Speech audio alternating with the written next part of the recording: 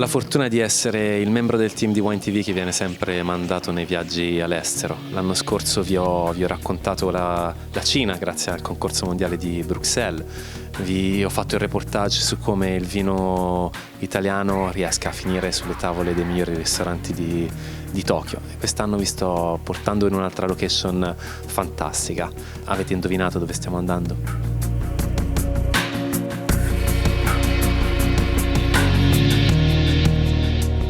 Siamo a Cave de Romaine in Svizzera, stiamo visitando questo bellissimo territorio, questa bellissima azienda grazie all'opportunità che ci ha dato il concorso mondiale di Bruxelles 2019 che quest'anno si svolge ad Aigle. In questi giorni abbiamo già iniziato ad assaggiare, ma assaggeremo sempre di più, grandissimi vini da tutto il mondo alla cieca con 350 giudici internazionali. Seguiteci e speriamo di potervi portare all'interno di un percorso che ci farà toccare dal Pinot Nero del Kazakistan fino al Tempranillo messicano, passando ovviamente per quelle che sono le grandi eccellenze dei paesi del vecchio mondo. Già dal primo passo all'interno del velodromo di Aigle scatta subito un'emozione fortissima. Metterti a sedere con alcuni dei giudici più importanti al mondo per assaggiare alcuni dei 9500 vini che sono stati mandati in degustazione è un'esperienza veramente unica. I famosi Master of Wine, nonché presidenti di una delle giurie del concorso mondiale di Bruxelles 2019, e gli andremo a chiedere che cosa ne pensa effettivamente del vino svizzero che abbiamo avuto l'opportunità di approfondire. So, Kees, what do you think about the Swiss wines that we had in Switzerland as a winemaking country?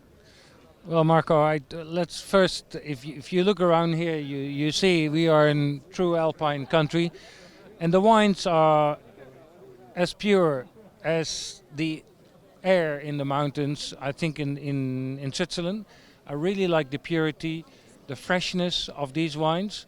And most of them, you know, you have indigenous varieties, you have some real identity, which is not really understood, and a huge tradition here. Allora, purezza, freschezza, grande tradizione e anche delle varietà che sono autoctone completamente, quindi siamo ovviamente in un territorio alpino e quindi è ovviamente un territorio da scoprire. Ringraziamo Kees per essere stato con noi, thank you very much. Gladly done, and thank you for having me in our team. No? This was great. Alla prossima! Dal velodromo ai vigneti svizzeri, conoscendo in profondità i giudici e imparando anche a conoscere sempre di più la varietà dello Chasselas. Questi sono percorsi che rimangono impressi nella memoria. Siamo con Jolette, che è un'importatrice ma anche una winemaker sudafricana, e ora andiamo a chiederle un po' quello che è la sua esperienza, la sua aspettativa riguardo appunto al concorso mondiale di Bruxelles. Thank you, Jolette, for being with us. And I just wanted to ask you, if I say this is the United Nations of fine wines, what do you think about? Well, for me it feels, you know, the world's coming together, all of us, from South Africa, from here, from Eastern Europe, China. And yeah, wine is a very emotive thing with food, with everything. It's a convivial thing. So I think that's a unique situation for us to learn about each other's work, but also the wines, and kind of put forward wine as a whole and the enjoyment, but then also the separate countries. Fondamentalmente il concorso mondiale di Bruxelles sono le Nazioni Unite del vino di qualità, e Jolette stava sottolineando come appunto sia importante per degustatori 350 provenienti da tutto il mondo potersi confrontare su quello che è il vino, su quello che è il cibo, ed è un'occasione ovviamente unica per assaggiare vini da tutto il mondo. Thank you, Jolette, for being with us, and see you soon. Thank you. Well, I think first of all, competitions are entered to perform, and if you look at the way that South African wines have performed the last couple of 10 to 5 years in competitions, the wines are really world class. South Africa is changing from what was known as primarily a cheap bulk wine, well, not bulk wine producer, but entry wine producer, to world class in terms of value for money at many price points, and as world class wines, especially in terms of Chenin Blanc. We really claimed it as our flagship white varietal, and the results will also show that we can really produce world-class wines with Chenin Blanc. Quindi quello che ci sta dicendo fondamentalmente è che si entra nelle competizioni ovviamente per vincere e fare e raccogliere medaglie. In questo momento il Sudafrica sta vivendo un'evoluzione che è già in corso da 5-10 anni, in cui ha vinto moltissimo e si sta passando da una percezione di vini più diciamo industriale a una percezione di vini molto di qualità, e lo Chenin Blanc probabilmente è uno di quei vitigni che sta rappresentando in questo momento l'eccellenza del Sudafrica. Thank you very much for being with us, and I'll see you tomorrow at the tastings. Gracias.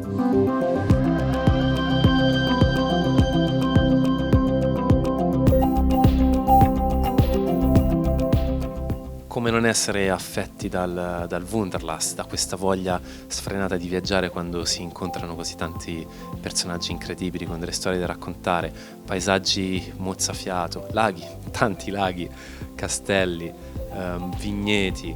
Abbiamo avuto veramente la possibilità di toccare con mano quello che è un mondo meraviglioso, un mondo che toglie il fiato, un mondo che è fatto di storie, di vino, ma anche di persone e di territori.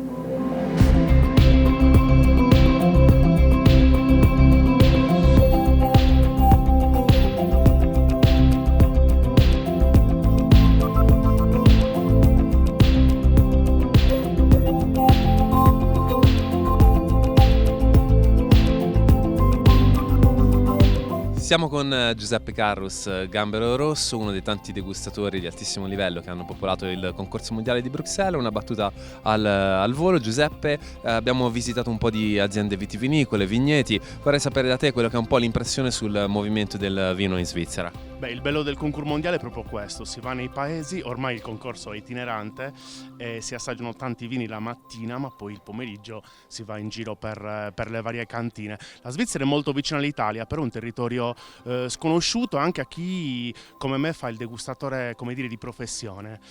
Abbiamo visto tanto fermento perché i vigneti sono una meraviglia, e a questi vigneti sta seguendo una pratica che porta nei bicchieri dei vini sicuramente affascinanti, altamente territoriali, che è quello un po' che tutti noi ricerchiamo. È bello vedere che poi ci si sposta e cambiano i terreni, cambiano le zone, e come in tutto le regioni in cui possiamo parlare di vini di terroir avviene anche qui. Quindi bellissimo ieri per esempio che a un'ora di distanza dal Canton Vaud fino al Valais abbiamo sentito gli stessi vitigni ma interpretati in maniera diversa, proprio perché cambia l'aspetto microclimatico e l'aspetto di territorio. Questo è molto bello, quindi interessantissimo questo viaggio in Svizzera. Giuseppe, ti ringraziamo per il tuo tempo, per esserti prestato alla neve, per esserti prestato anche alle incursioni degli altri degustatori, e ci vediamo a questo punto in Repubblica Ceca. Grazie mille. Grazie a voi, cin cin. Siamo con Sofia Bosai, un altro dei giudici del concorso mondiale di Bruxelles, giornalista che viene dall'Ungheria. Ci piacerebbe in questo momento sapere da parte tua, Sofia, siamo già conosciuti in Cina, abbiamo già fatto l'esperienza insieme, però vorremmo capire dal punto di vista di un giornalista proveniente dall'Ungheria quanto sia stata emozionante e interessante la scoperta del vino svizzero. Grazie per la domanda. Sono state molto interessanti perché in Ungheria, per esempio, la varietà Sesla è conosciuta come una varietà soltanto per mangiare e non per fare il vino. Quindi abbiamo visitato il cantone Neuchâtel, una cantina dove abbiamo assaggiato varie Sesla, diversi tipi di Sesla. Per esempio c'era uno che non era filtrata. È molto interessante per noi perché prima avevamo un pregiudizio di questa varietà e poi abbiamo capito perché è molto importante ai svizzeri e anche al mondo, e poi anche il Pinot Noir che è molto più popolare in ogni anno qui. È fatta un grande piacere per noi ad assaggiare quel vino. E poi la cultura gastronomica, questi gruyère, i formaggi mi sono piaciuti tanto. Sofia, ti ringraziamo anche per questo spunto sul cibo, che comunque è un abbinamento perfetto della tradizione con la Chasselas, e ci vediamo a questo punto in Repubblica Ceca. Sì, va bene, grazie mille. Grazie mille. Siamo con Tito Ceri e vorrei chiederti una cosa che secondo me è molto interessante e molto importante rispetto al concorso mondiale di Bruxelles, appunto l'importanza per un territorio di esserci non solo come singola azienda. Il concorso mondiale di Bruxelles rappresenta uno di quei concorsi, forse il più grande è per l'organizzazione unico al mondo, dove c'è la possibilità per le aziende di essere conosciute e andare in contatto con circa 350 degustatori provenienti da tutto il mondo. E ovviamente è anche la partecipazione delle aziende a questo concorso enologico ha un valore aggiunto perché il concorso mondiale di Bruxelles successivamente al concorso organizza quegli eventi di informazione, ma soprattutto crea le opportunità di far conoscere le aziende ai buyer, ai giornalisti, alla stampa specializzata e a tutto ciò che gravita nel mondo del vino, ma soprattutto in termini di formazione, informazione e conoscenza, e quindi anche nello sviluppo del mercato. Grazie mille Tito, buon proseguimento e a questo punto alla prossima edizione del concorso mondiale. Grazie a voi e al prossimo concorso. Maurizio Valeriani, direttore di Vino da Bere, degustatore importante e storico al concorso mondiale di Bruxelles. Maurizio, senti, com'è andata in questi giorni? Molto bene, abbiamo degustato diversi vini da tutte le parti del mondo, è un'esperienza che ovviamente mette in comune giornalisti come me, sommelier, buyers, estrazioni diverse, estrazioni e provenienze diverse. Questo significa la possibilità di avere un confronto molto bello tra persone anche che hanno dei gusti differenti. Il motivo per cui siamo qui è mettere in comune queste nostre sensazioni.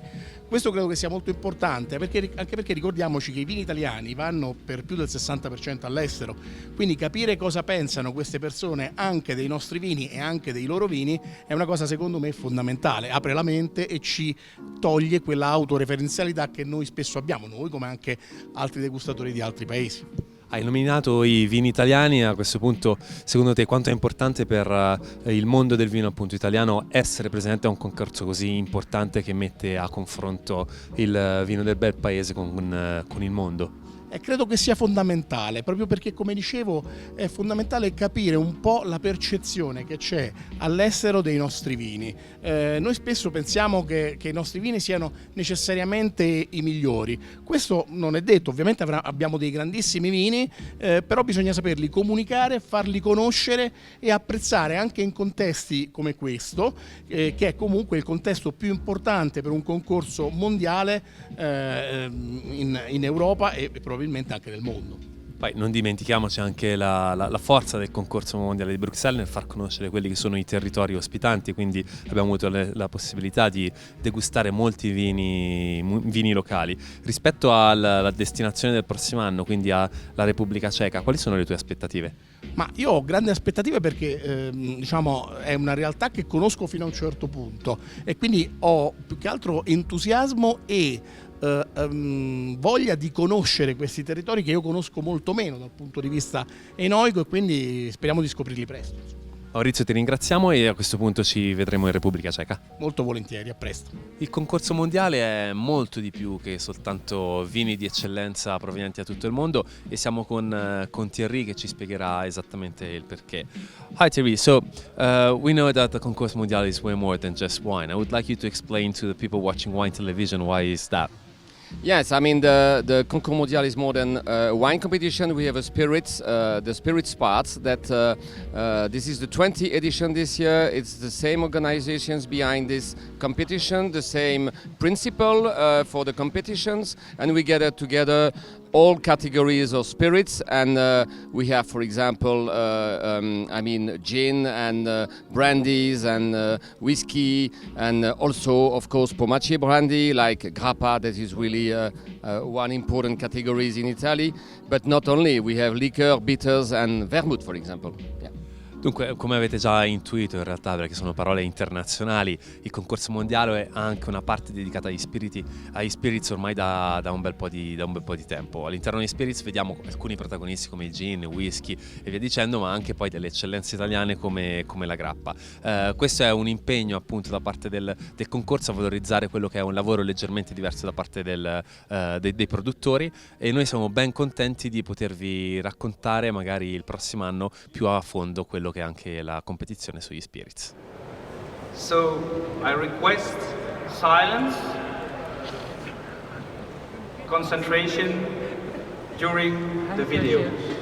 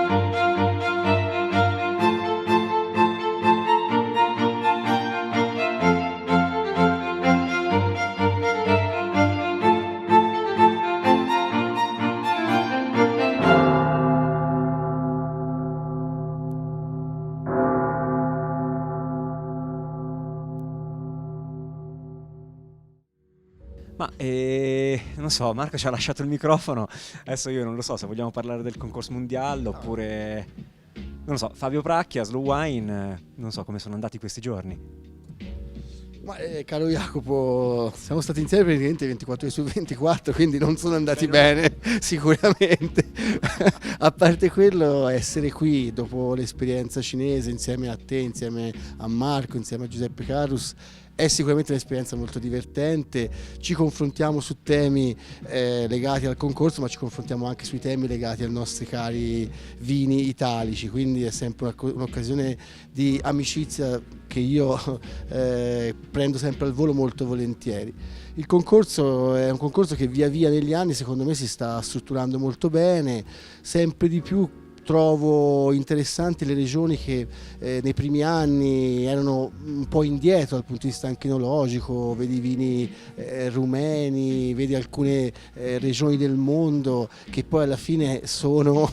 in Romania, insomma. Sì, purtroppo ancora non ho preso il giro della Romania, ma no, devo dire che in realtà alla fine trovarsi in un contesto internazionale di degustazioni, con palati anche di diverse provenienze, con educazioni al vino diverse, è sempre una grande occasione di crescita ed è anche un'emozione. Io mi emoziono davvero quando poi ci sono questi eventi un po' kitsch, no, di presentazioni, l'attesa per la tappa dell'anno successivo. A me fa sempre un po' emozionare questa situazione da un'esperienza vissuta dall'interno, quindi è un'occasione molto bella che spero di rinnovare anche il prossimo anno.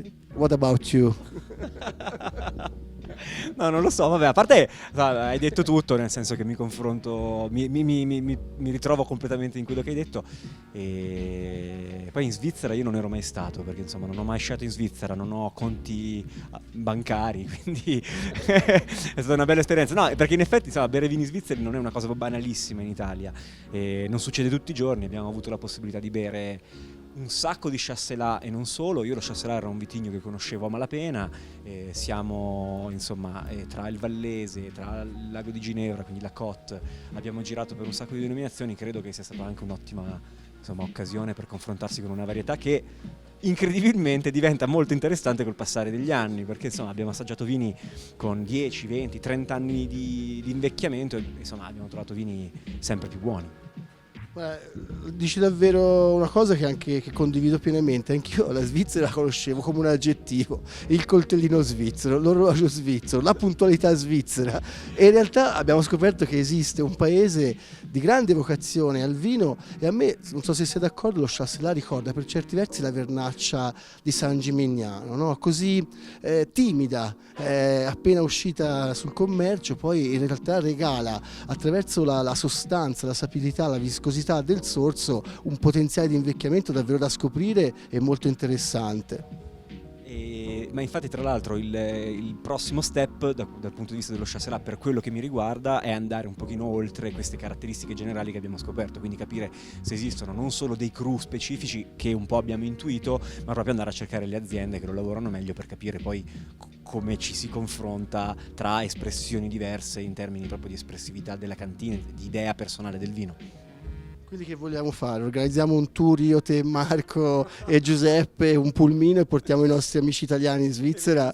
Vai, allora ci vediamo in Svizzera con tutti voi.